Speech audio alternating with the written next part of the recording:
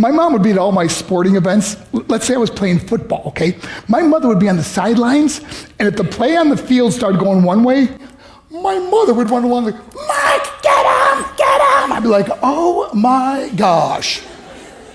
I'd get in the huddle with the other guys. They go, Mark, is that your mother? I go, this gift my mother ever gave me, she believed in me. I have overdosed on drugs on 3 occasions where I should have been dead. But I believe I was kept here for a reason. You show me your friends, I will show you your future. How do I know this? I hung out with losers, and I became the biggest loser of them all because I gave up everything I dreamt about as a little boy because of who I chose to surround myself with. My friends would drive me home at 2, 3, 4 in the morning. We'd be drunk and high, laughing in the car. We'd pull up in front of my house in New York. They go, Mark, the light's on. I go, oh man, my mother's up. See, my mom wouldn't go to bed until she knew her son was still alive. I'd walk in, she'd say, hi, Mark, how was your night? I go, it was good, Mom, I'm just gonna go to bed. She goes, can I talk to you for a minute? I go, Mom, I'm tired, I'm just gonna go to bed. She goes, Mark, I haven't seen you all day and all night. Can I please talk to you? I said, man, just leave me alone. You bug me. I'd slam my bedroom door on the one person who believed in me. I was on a worldwide tour and we were wrestling overseas in Japan. After my wrestling match, I went upstairs in my hotel room and I fell asleep. There was a knock at my door at 3 o'clock in the morning. I got out of bed and I looked through the safety window and I could see it was a Japanese promoter. So I opened the door and he said, Mark, you need to call home. There's been an emergency. I went and got on the hotel room phone. I called back to the United States and said, hey, what's going on? They said, Mark, I don't know how to tell you this. I said, just tell me what happened. I suddenly started crying. They go, Mark, I can't tell you. I said, just say it. They said, Mark,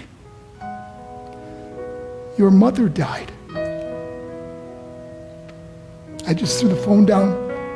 I ran out of my hotel room. I took the elevator to the lobby, and when the doors opened up, I just ran out into the street. I mean, there was no cars, there was no people. It was 3 o'clock in the morning. And I walked down the middle of a street in Hiroshima, Japan, and I remember looking up and just saying, Mom, I am so sorry. I flew home for her funeral, and I was so nervous to walk up to her casket, so I just stood way in the back. And I kept looking from a distance. I kept thinking to myself, Mom, please wake up. Please get up. And then I finally got the nerve to walk up to her. And as I got closer, I could see my mom for the first time. I mean, she was so beautiful. She was dressed in white. I mean, she looked like an angel. And I just stood over it. I said, Mom, you are my hero. Everything I am, everything I hope to be was because of you. You loved me so much. You gave me a life. You're the only one that ever believed in me. How did I repay her? By getting drunk, by getting high, by getting stupid, by hanging out with losers? For what?